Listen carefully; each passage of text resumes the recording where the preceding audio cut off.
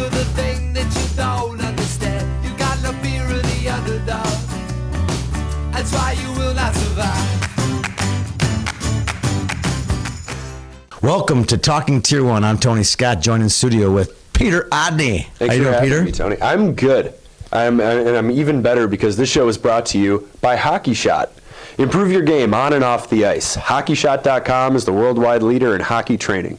Whether you're looking for fun and dynamic training equipment or want to learn from professional players and coaches online, the future of hockey starts now. Visit HockeyShot.com. Nice read, young Odney. It only took 12 tries. All right. Let's start off with U16s, and we'll go all the way down to the minor peewees. U16s, there was We're a going to lot. climb down the ladder We're going today. down the ladder today. Let's hear it. Let's talk a little U16s. What happened in the last couple of weeks? Speaking of down the ladder, let's start down south in Faribault with Shattuck St. Mary's. They swept Culver from Indiana. Spanked Culver. 3 straight games outscoring Culver 17-5. Even Minnesota does the prep hockey thing better than the rest of the country. And I bet our SAT scores are higher. Yeah. Did you know Brent Musburger went to Shattuck St. Mary's? Watch out, Brent Musburger. We're coming for you. All right. What else happened in U16s? Detroit CompuWare blew into Chicago and emerged with a sweep, beating Team Illinois, Chicago Mission, and Chicago Young Americans. That's impressive. I mean, those are three really good teams. To go 3-0 in the HPHL at any time is a feather in your hat. And CompuWare's a team I saw up in Blaine to start the season. I was impressed with them. Right. Anytime you can win, like you said, consecutive games at the Tier 1 level, then you're doing something right just because of the volatility. Oh, gosh. We're going to talk about volatility today, that's for sure. Colorado Thunderbirds, another hot team. We featured them in our Colorado report this week. Scott Catalino wrote about it. He's out in Denver, picked up on some of the great players from there. Some new faces, 2 names. It was great to see them. They're 10-1-1 since November 5th, including a 1-1-1 split with perennial top 5 Omaha. So that's a word to the wise that the Thunderbirds will be a team to reckon with again this year at U16. You never know. They don't play a lot of these top-end HPHL type teams. But when they do, they always seem to do well. Yeah, as frequently as Omaha and Shattuck, and those teams will see more of them. In this case, when they've have played teams, they've done pretty well. Right. Speaking of Omaha U16s, there's a big weekend. Shattuck, Chicago Young Americans, Chicago Mission, and Omaha will all converge on Shattuck's campus for a few games. Yeah, it should be some good hockey. You and I will be down there at some point. Each of us will be down there at some point this weekend. I'm excited to see it. I'm sure you are as well. Definitely. Speaking of that big weekend, they have another big weekend at the U14s at Shattuck. They got Minnetonka, number 9 in our now rankings, a team from Winnipeg that I believe is the team that took care of Shattuck pretty well to start the season, as well as Chicago Mission. So 4 great teams. Really interested to see how Winnipeg Tonka does this weekend amongst those 3 great teams. I know the Skippers, a few of their parents were rolling their eyes where they weren't as optimistic as they were last year when they went down to Shattuck and beat Shattuck St. Mary. So I'm not as optimistic either, but hey, when you're playing loosey-goosey, nothing to lose, you never know. And they got a great goaltender. John Howe is one of the best goaltenders in the country. When you got a great goaltender like John, I think anything can happen. Absolutely. No arguments here. What else happened in O2s? I know Little Caesars is number 1. What's going on there? Not a huge surprise. Little Caesars maintains their top ranking. They haven't lost since November 13th.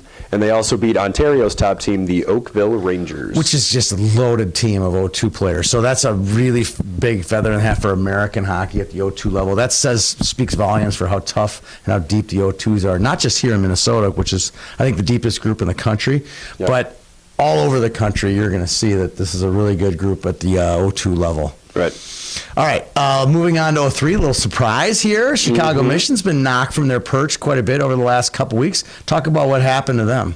Maybe a surprise to some people, not to you. No, they've been the number 1. This Peltire team has been the number 1 team in the country. Chicago Mission has always been kind of their caddy, a little bit second to them, but Chicago's been better this year. Peltire, though, has turned the corner a little bit. They have some just awesome players. We saw them last spring play in the Mayflower Cup with the Blades. Right. That's a decent team, really good team. Peltire beat the Mission on November 27th, so a recent win 5-1 over the top ranked. And then Mission also lost that weekend to a team up in Toronto. I think it was the Nats, right? Yep, Toronto Nationals. Nats. So the Mission maybe a little bit reeling, after a fast start. I mean, they're like 27-1 at one point. I mean, you're going to hit a couple of bumps in the road. I think those are still, like we've talked about this on the show. The top two teams are these two teams, and then there's all you others, AYO, as our hockey coach would always say.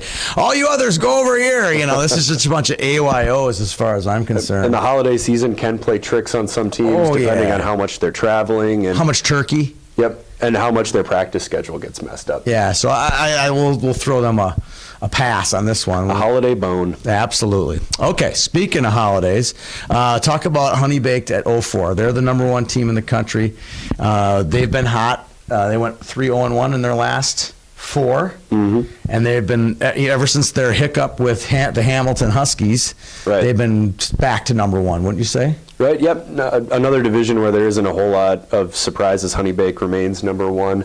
I mean, they've pulled off key wins all season, and we've talked about them how many times? I know. It seems like they're on our show every week. They are the top teams. Very deserving. Let's talk about a weird one here, okay? Chicago Young Americans I think it was over Thanksgiving. They lose to CompuWare, which is kind of an eye-opener because CompuWare is down in the second tier beyond the top 10. They lose to them, and then they turn around, they tie Honey Baked. Yeah. Explain that one to me. I can't explain that one to you. This is like every week we talk about this on the 04 level. CYA's had kind of an up and down season this year with some really good wins and some really disturbing losses. But as long as they don't lose to Little Caesars, then I think they're going to be okay. Because Little Caesars is not their best group. So, all right, moving on. 05s. This will wrap up our show, and then we'll get our game puck, which just fell on the floor. So it ought to be interesting to see how we're going to get that off the floor without being too distracting. So 05s, talk about biting the bullet. I mean, the top 10 teams, not one has anything to talk about right now. This is worse than the college football playoff. Yeah, this is. Everybody's lost. Everybody's lost. Mid-Fairfield, they got swept by the Toronto Marlies. Again, proving, if you ask me, the Canadian 05s are far superior to the American 05s because the top teams seem to be beating the American 05s. I mean, I wouldn't say far superior, but it looks like they've gotten the better edge in these games at least. Absolutely. Toronto Marlies sweeping Mid-Fairfield, that's a shock. The only team that with really anything to hang their hat on is Little Flyers. Right. But come on, Little Flyers, 9-0-1 in your last 10. And they've also scored. Let's look at the last 5 that they beat. 10 or more goals. I mean, we're talking blowouts. That's not exciting hockey. That's not fun to watch for anybody. No, as you're not getting any better at that one. But I still think they're the best team in the country. Okay. I think based on pound for pound, that's the best team. They have size, they have speed, they have 3 lines. I think that is a great team.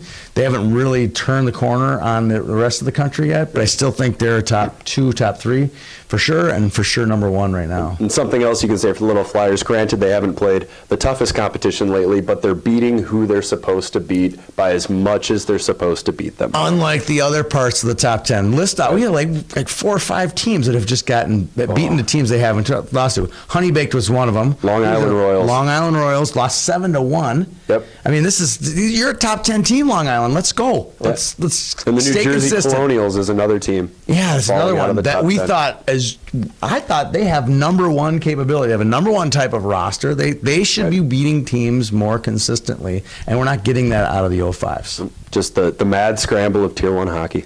All right, you want to grab the puck, and I'll start off with the game puck. So the game puck, I'm going to give my game puck out to a local Minnesota kid. He's got 22 points for the 02 Shattuck St. Mary's team.